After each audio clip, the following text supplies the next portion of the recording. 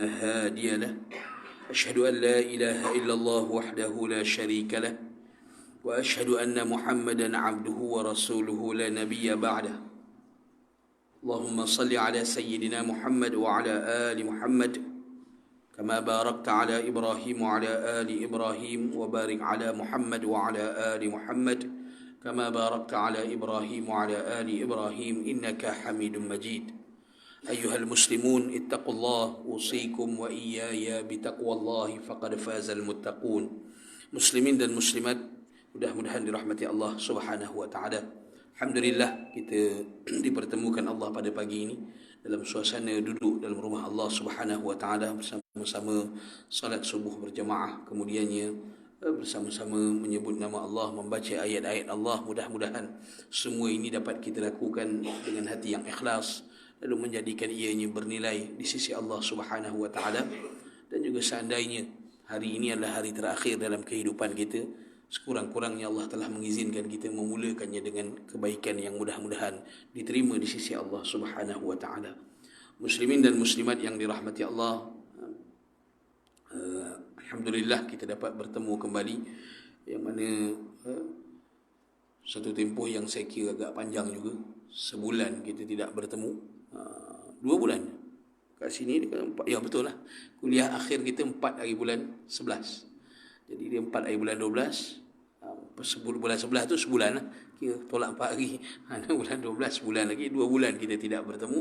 Dan Allah Ta'ala masih mengizinkan kita bertemu. Sebahagian kita, saya masih lagi dapat melihat wajah-wajah yang sama, tuan-tuan pun dapat mungkin melihat wajah saya yang mungkin ada sedikit besar lagi sikit ya.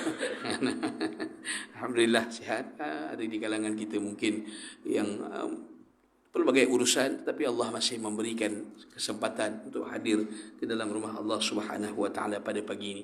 Jadi insya-Allah pada kesempatan pagi ini tuan-tuan, kita nak sambung pembincangan kita ataupun perkongsian kita dalam membincangkan kitab Riyadhus Salihin yang disyarahkan oleh Dr. Mustafa Bugha, kitab Nuzhatul Muttaqin ini, pada bab yang ke-67, iaitu bab makruh mengharapkan kematian dengan sebab adanya bahaya dan tidak dilarang kerana ketika terjadinya fitnah kepada agama. Tajuk ni sebenarnya dia telah pun meletakkan kefahaman yang dia kehendaki daripada hadis-hadis yang dikumpulkan, iaitu dilarang bagi kita mengharapkan kematian sebab adanya bahaya, yakni ketika mana Allah uji kita dengan kemudaratan, tetapi tidak pula dilarang ketika mana dibimbangi terjadinya fitnah pada agama. Kerana tuan-tuan yang dirahmati Allah Subhanahu wa taala, perkara yang paling utama bagi setiap jiwa adalah bagaimana dia menutup pengakhiran kepada kehidupannya. Umur yang panjang yang telah dia isi, bagaimana dia menutupnya. Ini yang diajar oleh Nabi sallallahu alaihi wasallam kepada kita, satu doa yang cukup menggambarkan harapan kita. Allahumma ja'al khaira a'marina akhiraha. Ya Allah, jadikan sebaik-baik umur kami pada pengakhiran umur kami. Kenapa tuan-tuan? Kerana manusia ini boleh jadi dia bukan dirinya yang sekarang ni ketika usianya muda dahulu. Setiap orang di kalangan kita, kalau kita mengenang balik zaman muda kita dulu, waktu tuan-tuan mungkin yang hari ini janggut dan rambutnya mungkin sudah putih, waktu janggut dan rambut tu hitam dulu. Mungkin tidak seperti mana kita hari ini. Kita yang tahu, tetapi Allah berikan kesempatan usia seperti mana tuan masih berada pada di dalam ni hari ini, sama juga bagi saya. Kerana kematian ini tidak mensyaratkan tua. Kematian tidak mensyaratkan lanjutnya usia. Kematian tidak mensyaratkan pencen. Kematian tidak mensyaratkan sesuatu pun, melainkan dia datang secara mengejut mengikut ketetapan Allah Subhanahu wa taala.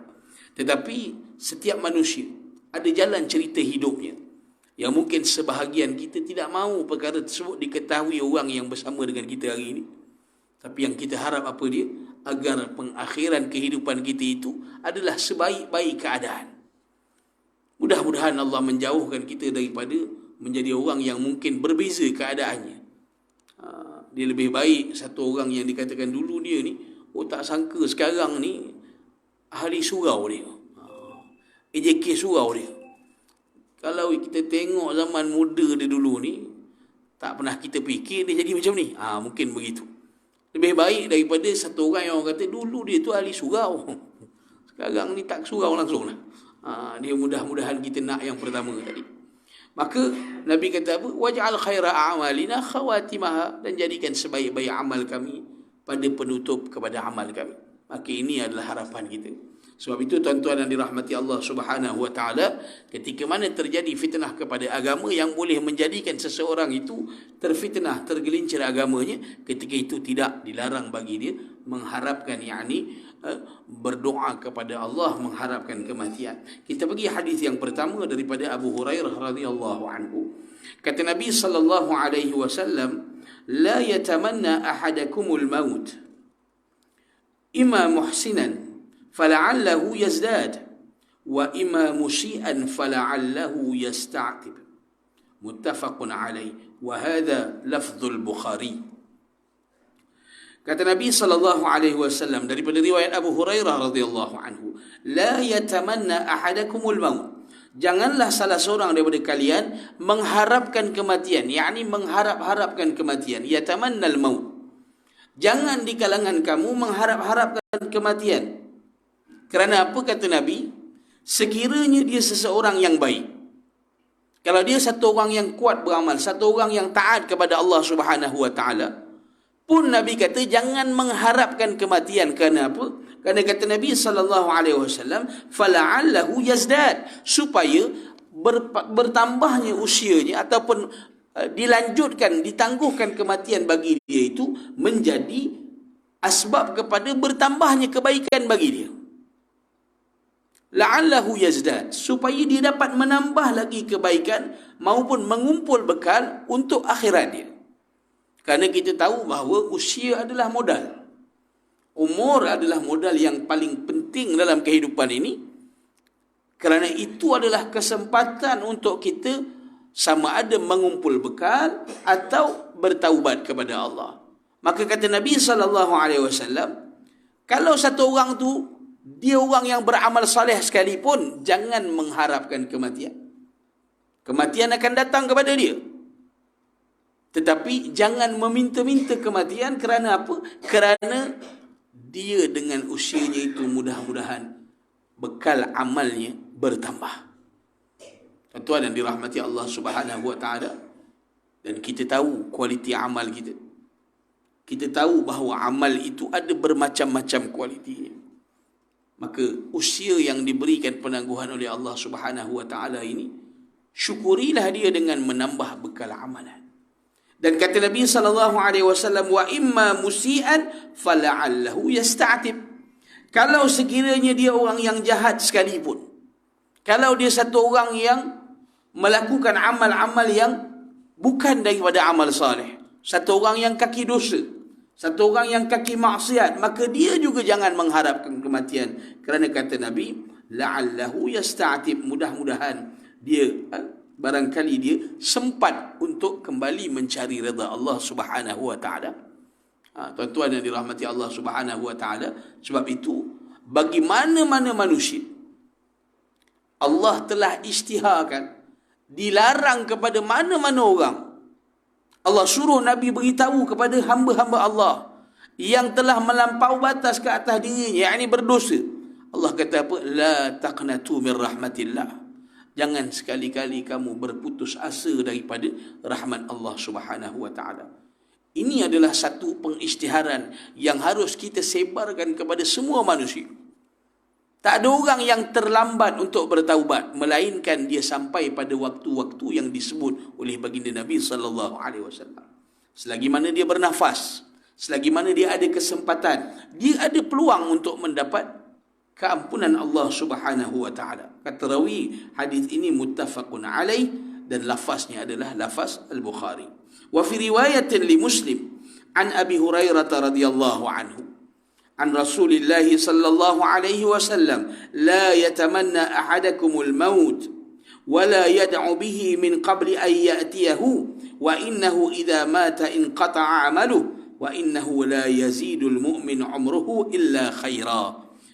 Nabi sallallahu alaihi wasallam bersabda Daripada Abu Hurairah radhiyallahu anhu juga, kata Nabi, la yatamanna ahadakumul maut, janganlah salah seorang daripada kamu mengharap-harapkan kematian.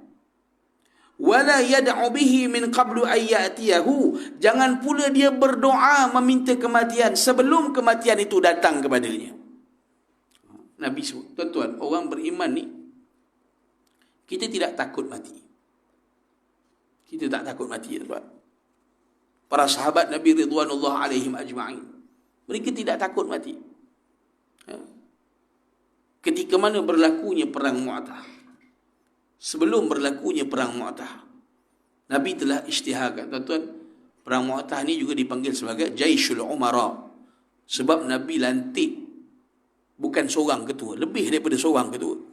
Nabi kata, Zaid bin Harithah, kalau Zaid terbunuh, syahid, fa Ja'far, kalau Ja'far terbunuh, fa Abdullah ibn Rawaha. Abdullah ibn Rawaha yang ketiga yang disebut oleh Nabi sallallahu alaihi wasallam, sebelum dia berangkat, sebelum tentera Mu'tah itu berangkat, kita tahu Mu'tah ni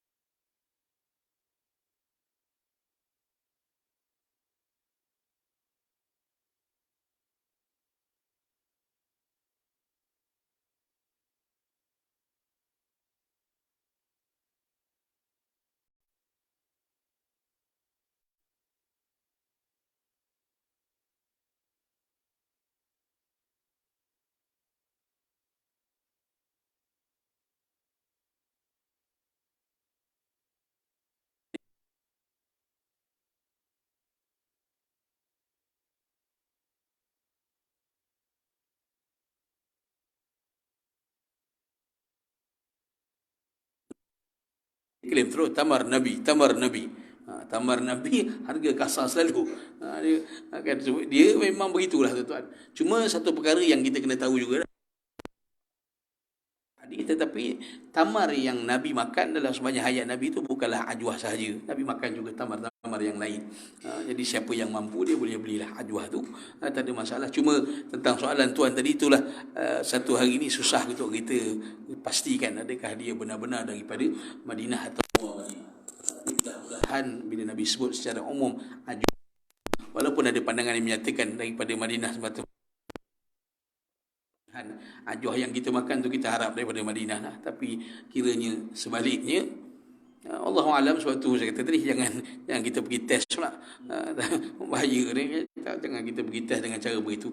Dan maka tuan-tuan yang dirahmati Allah, kita sambung sikit lagi. Kata dia, seorang Muslim wajib memanfaatkan hidupnya di dunia untuk mencari bekal yang salih, walaupun waktu ia sekali mana waktu ia lemah, dan sekalipun waktu dia semangat, dan meskipun pada detik terakhir pada umurnya. Janganlah dia mengangankan kematian, kerana hal itu mengharapkannya melewatkan kebaikan yang diharapkan, seperti taubat dan juga istighfar. Kata dia, satu orang jangan sekali-kali melepaskan peluang untuk mengumpul bekal, walaupun di akhir usia dia, walaupun di saat dia lemah, walaupun di saat dia sedang merasakan kematian sudah dekat dengan dia.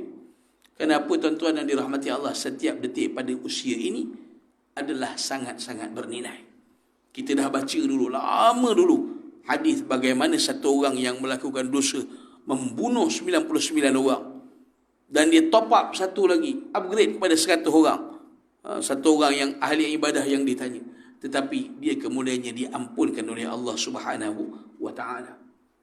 Kita baca juga hadis bagaimana satu orang laki-laki yang namanya Al-Usairim, yang tidak beriman dengan Nabi sehingga akhir hayatnya. Kemudiannya dia beriman tanpa sempat sujud kepada Allah walaupun sekali. Nabi menyebutkan dia adalah ahli syurga. Maka sebab itu tuan-tuan yang dirahmati Allah Subhanahu wa ta'ala, adalah menjadi kewajipan bagi setiap mukmin itu untuk mencari bekal dan amal saleh pada setiap detik usianya selagi mana dia termampu. Dan daripada Anas radhiyallahu anhu, Rasulullah sallallahu alaihi wasallam menyebutkan, la yatamannayanna ahadakumul maut li dhurrin asabah, fa in kana la budda fa'ilan falyaqul Allahumma ahyini ma kanatil hayatu khairan li wa tawaffani idza kanatil wafatu khairan li. Muttafaqun alaih. Yang ini Nabi sallallahu alaihi wasallam bagi pilihan. Pertama, Nabi kata, janganlah seseorang daripada kamu, la yatamannayanna ahadakumul maut. Sama Nabi kata, jangan ada seorang pun daripada kamu yang mengharap-harapkan kematian. Li dhurrin asabah, kerana adanya bahaya yang menimpanya. Kerana satu musibah yang menimpa dia, bahaya maupun sakit menyebabkan dia mengharap kematian. Aku ni daripada hidup macam ni, kaki pun kena potong, lepas sebelah, lepas sebelah, mati lagi baiklah. Jangan berkata demikian. Sakit lama menyusahkan orang, mati je lah lagi bagus. Itu kira lembut. Kalau dia marah lagi, mampus lagi baik. Ini bukan sifat ataupun perkataan yang dibenar oleh Nabi SAW. Apa yang Nabi suruh kita buat adalah sabar. Ini Nabi sebut ajaban li amri mu'min. Orang mukmin ni urusan dia menakjubkan. Semua benda menjadi baik. Kalau dia ditimpa musibah, dia sabar, maka musibah tu jadi kebaikan untuk dia. Kalau dia dapat nikmat, dia syukur, maka syukur dia menjadikan nikmat itu bertambah baik untuk dia. Maka Nabi kata, satu orang jangan mengharapkan kematian jika kerana dia ditimpa sesuatu musibah atau bahaya. Tetapi Nabi bagi jalan keluar. Kerana Nabi tahu apa? Kita manusia, tuan-tuan. Kerana manusia itu ada lemahnya. Manusia itu ada titik-titik yang kadang-kala dia berasa lemah. Lalu Nabi SAW menyebutkan apa? Wa in kana la budda fa'ilan. Jikalau tidak, dia harus juga buat demikian. Kalau dia rasa tak tahan sangat, Nabi bagi satu jalan, iaitu berdoa kepada Allah. Allahumma ahyini ma kanatil hayatu khairan li. Ya Allah, hidupkan aku, kekalkan aku hidup selagi mana hidup ini baik untuk aku. Dan wa tawaffani wa idza kanatil wafatu khairan li. Dan matikan aku ya Allah jikalau kematian itu lebih baik untuk aku. Baik untuk kita maksudnya baik untuk agama kita, baik untuk pengakhiran hidup kita. Yang ini yang dibenarkan oleh Nabi sallallahu alaihi wasallam.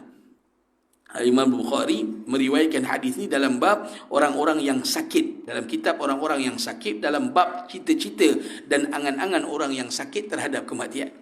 Maksudnya kalau satu orang kita datang kita dengar hadis ni, katalah kita ada kawan, kita ada orang tua yang dia bercakap begini, maka ketika itu menjadi tanggungjawab kita untuk tegur dia. Jangan cakap macam tu. Kalau betul rasa nak harap mati pun, ada jalan yang Nabi ajar. Ini pilihan yang Nabi bagi. Doa begitu, ya Allah, kalaulah hidup ni lebih baik untuk aku, hidupkan aku. Kalaulah kematian yang baik, yang lebih baik untuk aku, matikan aku. Ini adalah jalan yang lebih baik. Bukan kita seakan-akan, ya Allah, Engkau bagi aku hidup macam biawak hidup ni, buat apa ya Allah? Matikan aku lagi. Ini bukan cara yang diajar oleh Nabi SAW. Sabar itu lebih baik. Sekalakan sahabat Nabi, tuan-tuan, ada sahabat yang kita pernah sebut dulu, Sa'ad bin Mu'adz radhiyallahu anhu. Dia doa pada Allah. Tapi doa dia cantik, tuan. Kenapa? Sa'ad bin Mu'adz ni dia satu orang yang sangat-sangat suka, sangat-sangat mencintai berperang kerana Allah, lebih-lebih lagi jika menentang Quraisy, musyrikin Mekah. Sa'ad ni memang marah dan benci pada Quraisy kenapa mereka halau Nabi keluar. Ketika perang Khandaq dia dipanah, tuan. Ketika perang Khandaq dia terkena panah. Pasal perang Khandaq berlaku daripada jarak. Kan ada Khandaq tu, musuh panah kena dekat dengan nadi dia. Dan dia doa pada Allah, ya Allah, kalaulah ada lagi selepas ni peperangan melawan Quraisy, Kau bagi aku hidup ya Allah. Fa'abqini laha, hidupkan aku. Kalau telah tidak ada lagi perang lawan Quraisy, matikan aku disebabkan luka ni. Dia doa begitu dan Nabi tak larang dia. Itu doa yang dibenarkan. Tapi bukan kita menyebut-nyebut mengharap kematian dengan bukan cara yang diajar oleh Nabi SAW. Apa kata pengarang kitab ini? Hadis ini menunjukkan pertama bagi dia, makruh bagi seorang Muslim itu mengharapkan kematian ketika mana tertimpa kesusahan yang berkaitan dengan dunianya atau badannya. Nak kata kesusahan dunia, hidup sempit, ya Allah, hidup macam ini susah sangat, baik aku mati je lah. Ya Allah, hidup macam ni susah, anak pula ramai. Dia bunuh anak-anak dia, lepas tu dia bunuh diri. Ada berlaku tak, tuan-tuan? Ada berlaku. Bubuh anak dalam kereta, sang exhaust, bubuh salur, gas tu masukkan balik dalam kereta. Ni berlaku dulu, tuan. Mati anak tu semua, lepas tu dia pun bunuh diri dia sendiri. Wala'iyatubillah. Yalah, kita tak tahu. Ada orang kata, Ustaz, barangkali dia halusinasi dan sebagainya. Allah Ta'ala alam. Tapi agama melarang kita, jika ditimpa musibah atau kesempitan hidup, kita mengambil jalan yang kita rasa singkat. Kerana apa? Kematian tidak menyelesaikan masalah. Kematian bukan pengakhiran, bahkan kematian adalah permulaan kepada suatu cerita yang baru, yang lebih dahsyat. Dan tuan-tuan yang dirahmati Allah Subhanahu Wa Taala, di kalangan para ulama ada yang menyebutkan, kenapa orang yang bunuh diri dengan sengaja ni dianggap kufur? Kerana apa? Kerana mereka seakan-akan tidak beriman adanya kehidupan selepas mati. Mereka anggap kematian itu adalah penamat kepada segala-galanya. Maka Islam tidak mengajar kita. Itu bukan pilihan untuk umat. Bahkan sekiranya nak mengharapkan kematian pun, kita menyerahkannya kepada Allah Subhanahu Wa Taala. Bukan dengan jalan kita membunuh diri, menamatkan riwayat dan sebagainya.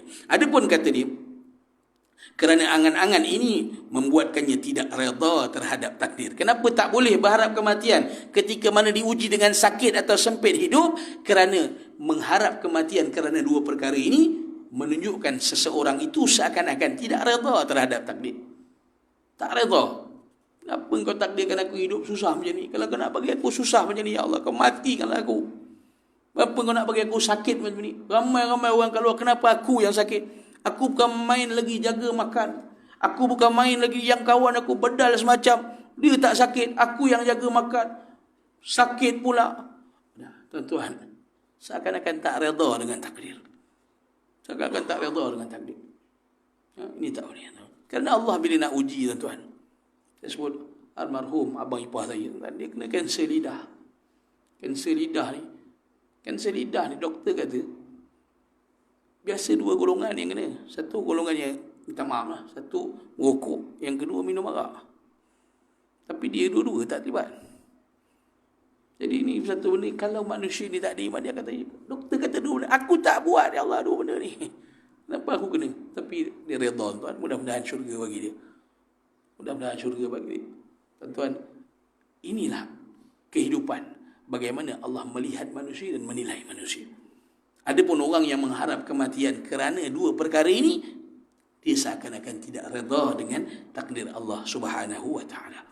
Tuan, sebab itu agama mengajar kita ucapan-ucapan yang benar-benar menggambarkan iman kita ketika mana kita ditimpa musibah. Inna lillahi wa inna ilaihi raji'un. Ya Allah, aku ni milik engkau, kami ni milik engkau, ya Allah. Apa sahaja yang kau takdirkan kepada kami, itu hak engkau. Kerana kami akan kembali kepada engkau. Nabi ajar, lillahi ma akhadh wa lillahi ma a'ta. Jika ditimpa musibah, bagi Allah, Allah punya apa yang dia ambil. Allah punya juga apa yang dia beri. Dia beri atau dia ambil, semua dia punya. Maka hamba tidak ada hak untuk komplain. Hamba tidak ada hak untuk komplain. Orang bagi kita pinjam barang, dia nak ambil balik, tiba-tiba kita marah dia. Tak patut. Itu dalam urusan dengan manusia, apatah lagi dengan Allah Subhanahu wa ta'ala. Maka tuan-tuan yang dirahmati Allah, yang kedua kata dia, orang yang mengangankan kematian itu hendaknya dia berdoa dengan kalimat-kalimat seperti yang diajarkan oleh Nabi sallallahu alaihi wasallam, yang di dalamnya terkandung penyerahan diri kepada Allah yang Maha mengetahui hakikat dan kesudahan bagi pelbagai perkara.